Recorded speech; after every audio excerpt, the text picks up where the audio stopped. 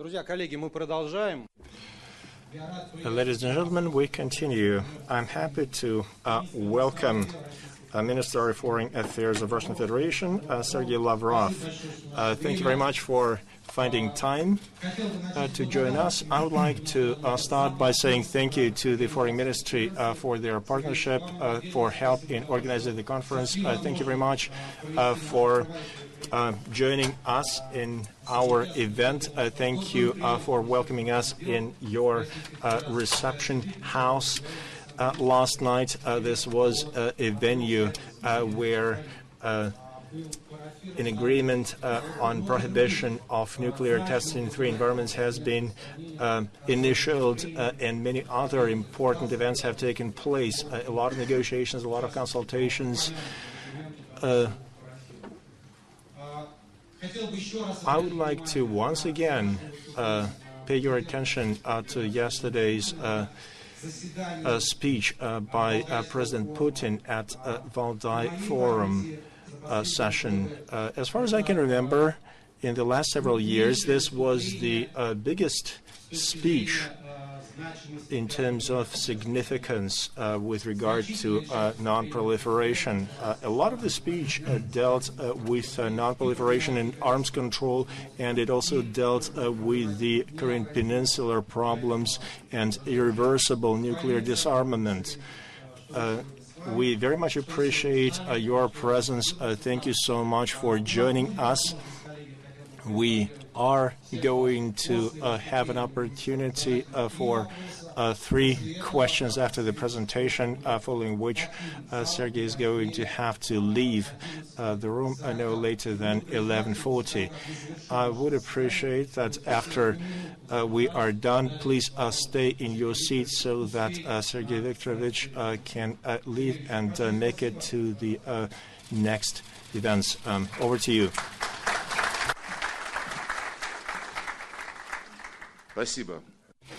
Thank you, ladies and gentlemen. It's very pleasant to be in your conference on nuclear non-proliferation. I see a lot of people I know, diplomats, members of diplomatic community, representatives of different states, heads of international organizations present and in the past. Thank you very much for coming to this significant, as we believe, event. I want to say special thanks to the organizers, to the Center for Energy and Security Studies and its president, Anton Hlapkov. We in the ministry have been working very effectively with this organization. Over years, your forum has become a solid and sound discussions venue which brings together a lot of representatives of the non-proliferation community, diplomats, military officers, scientists, all those people who work with different aspects of global security, non-proliferation of weapons of mass destruction, and arms control. On July 1 of next year, we're going to have an anniversary, a 50th anniversary of the opening of the NPT for signing. This treaty is a cornerstone of the current security system. Unfortunately, the regime built by this document, which has set legal ground for a lot of agreements and treaties, is now witnessing very difficult times. This has to do with the fact that some countries challenge the commonly accepted universal norms and rules, and they are trying to use the success that has become the outcome of collective efforts and trade-offs. Unfortunately, we are coming to the next NPT review conference with unsatisfactory baggage. Destructive steps taken by some countries that have upset consensus on a draft outcome document have done quite serious damage to the viability of the treaty, and they have forced many countries to quickly develop a nuclear ban treaty. Our stance is clear. We're not going to join the nuclear ban treaty. Its advocates, like a recent Nobel Prize winner, ICANN, are driven by good goals, as they understand them, that is to ban nuclear weapons as soon as possible. However, we should understand that a complete elimination of nuclear weapons can only take place in the context of full and complete disarmament and in the conditions of equal and indivisible security for all, as stipulated by NPT. The document on prohibition of nuclear weapons is quite far away from these principles. We have to consider all factors that have an impact on strategic stability, and it can act as a destabilizing factor for a non-proliferation regime. The world can become less predictable and less stable. There is no consent on some parts of the existing non-proliferation regime. For example, we are not clear about the future of building a weapons of mass destruction-free zone in the Middle East. Building this zone was promised in a UN Security Council. It has also been announced in a NPT review conference in 2015. Because of the slowdown of this work, we have missed the opportunities to really start implementing this document. We are confident that lack of practical steps in that direction, including steps from the side of the United States and Great Britain, which are co-conveners of the conference, will play a negative role for non-proliferation. On our side, we're going to continue to make our contribution to creation of such weapons of mass destruction free zone, and we will cooperate with all parties. We believe that we need to take this issue in the broad context of regional security. We still have not resolved the issue of comprehensive nuclear test ban treaty. We are full supporters of CTBT, and we are working towards making it enter into force. We encourage all countries, the 8 states, to finalize signing and ratification of the treaty. That would be a good contribution to a non-proliferation regime. Another big challenge is WMD terrorism. We need to consolidate the efforts of all world community to fight it. Of course, such current mechanisms as CWC, BWC, Security Council Resolution 1540 remain fully relevant to prevent weapons of mass destruction from getting to non-state actors, to put a serious barrier to WMD getting into the hands of terrorists. We need common anti-terrorist laws and norms, and we are going to launch serious work at the Conference for Disarmament in Geneva based on ICS-ACBT. We believe that this initiative meets the needs of all states without any exceptions, and it can put an end to long stagnation in the Geneva negotiations. We are quite alarmed as we watch persistent attempts to misuse IAEA resources. There are attempts to turn it into an instrument of political pressure that can serve to double-check intelligence information. There are attempts to expand its mandate to make it do things that are not a part of its original tasks and goals. There are attempts to impose the function of verification of nuclear disarmament. Some want to make it verify the steps that are not related to nuclear materials. We believe that IAEA should play a big role in nuclear security. It should be voluntary, and it should not bring to disclosure of sensitive information. States should be responsible for nuclear security in their territories, and they should define specific parameters for national systems and measures that should ensure security. On our side, we are going to make sure that the system of safeguards will be non-politicized, it would be well-grounded, it will be based on international law, and it would help to consolidate our common achievements, things like Joint Comprehensive Plan of Action for Iranian nuclear program. IAEA is the only organization authorized by a UN Security Council that does regular inspections in Iran and that confirms a strict compliance with all commitments. We hope that we will be able to fully disclose and use the potential of JCPOA. We cannot return to the situation that we had before JCPOA, and we cannot accept a return to the sanctions. Certainly, a failure of JCPOA because of one of P5 plus one members would send an alarming signal to the whole architecture of international security, and that would also put in question the prospects of settling the nuclear problem on Korean Peninsula. We need to prevent an armed conflict which would inevitably bring a humanitarian, economic, and an environmental disaster. All involved parties should show restraint and reserve. Let me remind you that in every Security Council resolution on Korean Peninsula, besides sanctions, there are statements about the need to return to negotiation.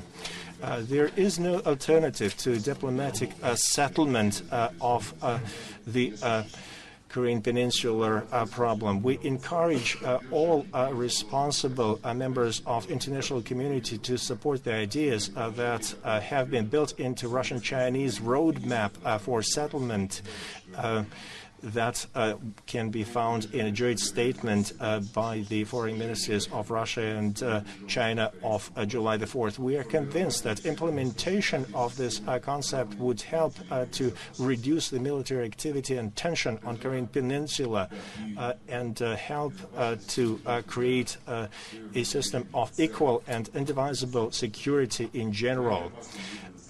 It's very dangerous that some countries and some military and political unions are trying to upset a balance in arms control sphere. Attempts to gain military superiority and use force for addressing selfish geopolitical needs undermine strategic stability. One key problem in this context is the attempts by the United States and their allies in Europe, in the Asia-Pacific region, and in other parts of the world to create a layered missile defense system and bring some of its components close to Russian and, for that matter, Chinese borders. Essentially, we have not seen a response to our calls to limit risks related to the imbalances in conventional weapons in Europe. We're concerned as we watch the development of the plans to improve the deployed nuclear weapons in Europe, including the dual-purpose aircraft. All of this can bring down the threshold of nuclear weapons use. We consistently stand for removal of nuclear weapons that belong to the United States to their national territory. And we stand for discontinuation of the so-called joint nuclear missions by NATO. That include bringing non-nuclear states to joint exercises in use of nuclear weapons. We are prepared to talk about the concerns of different countries related to INF. Unfortunately, Washington continues to stamp ungrounded accusations against us without bringing in any specifics. These allegations have the purpose of showing Russia as a hardened offender without mentioning their own dishonesty. With our position being quite clear to the professionals, we see that there is a political approach to this problem. President Putin has spoken about it yesterday at Valdai Forum. A negative impact on strategic stability has been seen in other ways too. Space can become a place for military rivalry. We should not allow that to happen. Russian-Chinese draft agreement on non-deployment of weapons in space aims at exactly that. We have also come up with an initiative for no first deployment of weapons in space. Along with us, there are 16 other states that joined it. NPT regime is a collective responsibility for all global community, and Russia is going to steadily promote the positive agenda in the interest of stability and sustainability of this regime. We will work with everybody who is interested in strengthening world security. Thank you for your attention. I'm open for questions.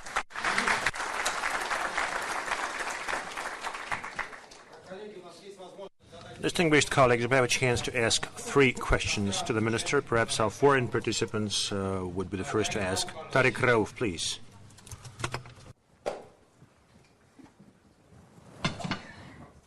Thank you, Mr. Foreign Minister. I'm Tariq Rauf, formerly Head of Verification and Security Policy Coordination at the IAEA. You have sent a very experienced ambassador now to Washington, Ambassador Antonov, who has long experience in negotiating strategic arms control with the United States. And I was wondering what you have proposed to him to restart the arms control dialogue with the United States, because as you yourself mentioned, at the moment, we have a big breakdown in this vital, important relationship between the 2 nuclear superpowers. Thank you.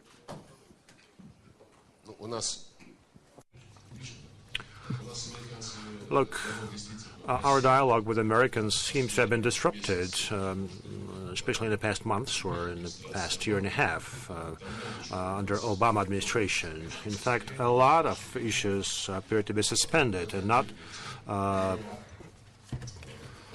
because we are to be blamed, but this is a wholly separate topic. After the advent of the Trump administration, we identified our readiness to re-engage in all the areas. We understood fully well the position the administration was in when it started to run the country. They operate under unthinkable pressure, and they were and still are a target of accusations. In fact, the current administration is being blamed by those who lost the elections. We understand that the Trump administration has to operate under precarious conditions, and therefore we indicated that we would be ready to restart our dialogue in the areas and on the scope that would be comfortable for Donald Trump's administration. I talked about this with the U.S. President when we met in the Oval Room this spring. A month prior to my visit to the U.S., this issue was raised with Rex Tillerson during his visit to Moscow when he met with President Putin. As you may be aware, in the end, we came up with the interaction channel at the level of deputies of heads of respective bodies, that is Foreign Ministry and Department of State, Shannon Ryabkov, and this channel was employed to see where we stood in terms of strategic stability agenda. Now, the key agenda for this tool was to address bilateral issues and to avoid the spiraling down of this confrontation. However, in September, we had a separate talk on strategic stability. Primarily, we addressed issues related to the implementation of the START Treaty and the INF Treaty. The dialogue is ongoing. I'm in no position to claim that the dialogue allows to hope for some specific and meaningful outcomes in the near future. However, the dialogue has been restarted, and it will continue. both on the bilateral footing and within the context of the mechanisms that are available to verify the INF and START treaties. Thank you.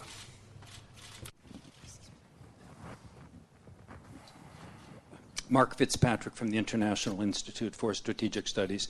Mr. Minister, thank you very much for giving us your time and your thoughtful comments.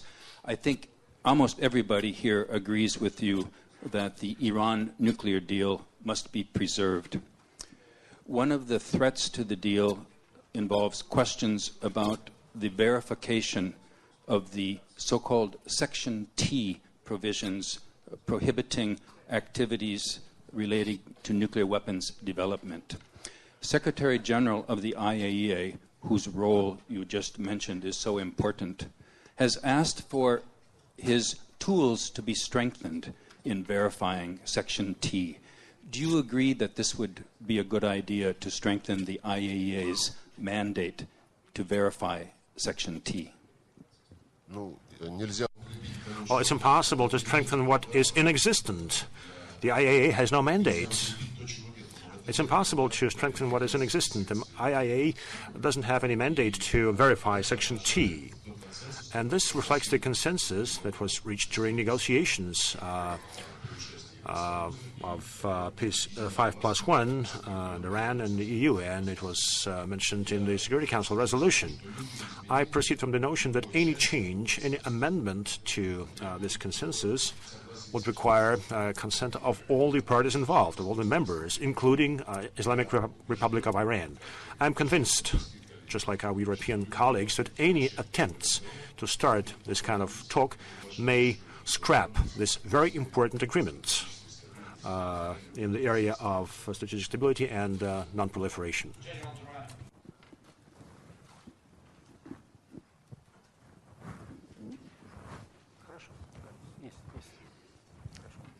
Very grateful, sir. I have noted the reference that you have made. General, can you say 2 words about yourself? It works. Asad Durrani is my name. I'm a retired military officer from Pakistan. That's impressive. The best part was still to come, Minister, because in my own days, one handled some very, very complicated affairs. But nowadays, I may carry that baggage. But frankly, I am in the business of peacemaking now. No longer rearmament, but if possible, disarmament. But my question was about the stumbling blocks, you have referred to them, which are coming in the way for the non-proliferation regime to achieve its core objective, universal disarmament. Usually on such occasions, one has heard very often, we hope it will happen. There is a wish list. We almost were there. But people very, very astutely deviate or resist from mentioning the problem. And if there are problems you would like to highlight, you referred it to it, is it the elitist approach of the NPT that is preventing us from achieving that goal? Thank you. Well, quite frankly, I heard not so much a question, but a philosophical musing. And, I think that we should be guided by the spirit, but mostly by the letter of the treaty. And therefore, it is of principal importance to keep the momentum, to keep moving toward further reduction of nuclear arms. We got to be moving toward nuclear disarmament, but within the context of the overall global movement to reduce arms in general. And this is something that our president yesterday spoke eloquently during his presentation at the Valdai Forum. We cannot ignore the achievements demonstrated by the military industry and military thought after the NPT has come into force, it would be absolutely wrong to ignore the means of war we have at our disposal now. Those who initiated the nuclear ban treaty, well, that's exactly the path they took. They ignored the actual threats produced by the advent of new, lethal, effective means of warfare, the threats to the NPT regime. I have nothing more to add. We've got to preserve the NPT. We must not allow that the advent of a new, a parallel non-proliferation regime would allow those willing to speculate on these issues to play their games. And later on to claim, oh, look, folks, we're going to follow the line that takes into account two contradictory documents. So I think it's very important to be aware of this threat and to avoid a situation where we might be affected by it. Thank you very much. The Minister graciously agreed to answer a couple of more questions, depending on how brief those questions would be. Please. Anyone?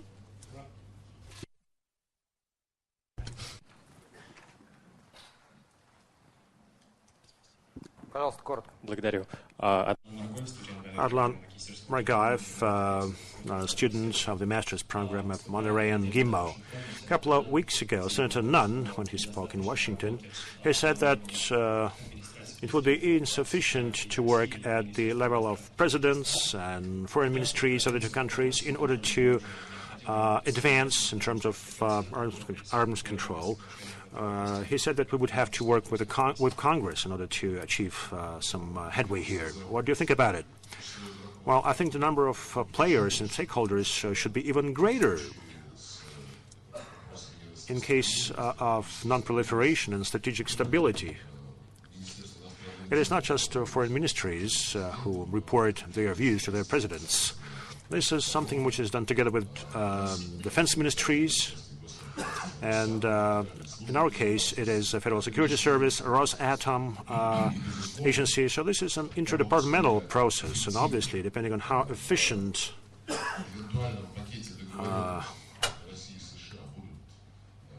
we are in reflecting in the eventual package the interests of your state, well, the response from Parliament would be, obviously we have to reach out to parliaments, we have to deal with them. I see how the Trump administration is trying to work with Congress, and we see how this normal, absolutely normal process is being derailed. There are some attempts to erect unsurmountable obstacles for Donald Trump and his administration.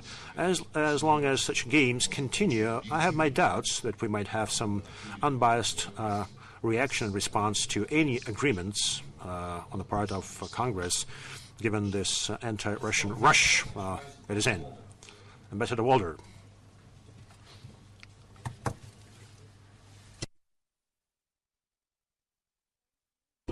Eva Walder. I'm ambassador for disarmament from Sweden. Mr. Minister, you stressed the importance of the NPT, and I think we all in this room agree about how crucial an agreement it is. But I was wondering, apart from organizing this excellent conference, what could the more concrete contribution be from the Russian Federation in assuring a successful outcome of the 2020 review conference? Thank you.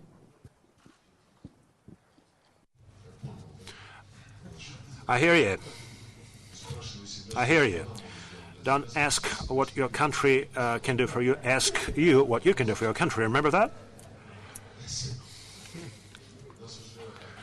Look, we're being accused not just of messing with American elections. By the way, Sweden also mentioned that the upcoming elections in your country might become a target of Russian hackers. Well, the same with French, the same with many others. You know, we are being accused of blocking the implementation of Minsk Accords on Ukraine, although 90% of such accords is something that President Poroshenko should be responsible for. Recently, We've seen some accusations that we do not behave correctly in terms of Syria and reaching peace there. Well, recently these allegations has weakened somewhat. We seem to be responsible for North Korea issues, so China cannot control the situation. At least this is what Trump is saying, and we're being reprimanded for that. But look, trying just to hint that Russia might be responsible for success of the REVCOM, look, this is absolutely not relevant and improper. I did mention, did outline in general the attempts we've been making with respect to the preparation for this conference. We have Mikhail Ulyanov with us, who will be able to brief you in more detail. But look, we've reached some understanding. It took us a lot of effort to do this. We've reached some understanding as to how to start negotiations on establishing a zone free of WMD in the Middle East. All the components of such a trade-off were on the table. We took into account all the concerns voiced by Israel. I would not go into detail right now. However, the co-conveners of the conference, who together with us should have addressed these issues, in reality put a break to this process. We don't have any shortage of goodwill. And in the course of negotiations under the review process, we look for additional options that might help us to overcome this opposition. And I hope that when you talk to the Americans, to the Brits, you also try to bring their attention to the need to succeed in this review process. Look, it's been 35 years since the decision was made to convene such a conference. If we fail, this is deliver a major blow to the non-proliferation regime, and we will produce a lot of trump cards to those who would like to scrap it. Okay, one last brief question, please. Mr. Hartmut Koller, Counselor at the Austrian Embassy. I would have a quick question on nuclear disarmament proper. Russia and the US already achieved important steps on nuclear disarmament.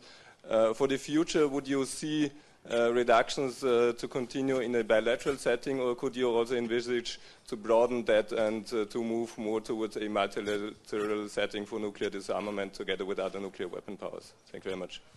Well, first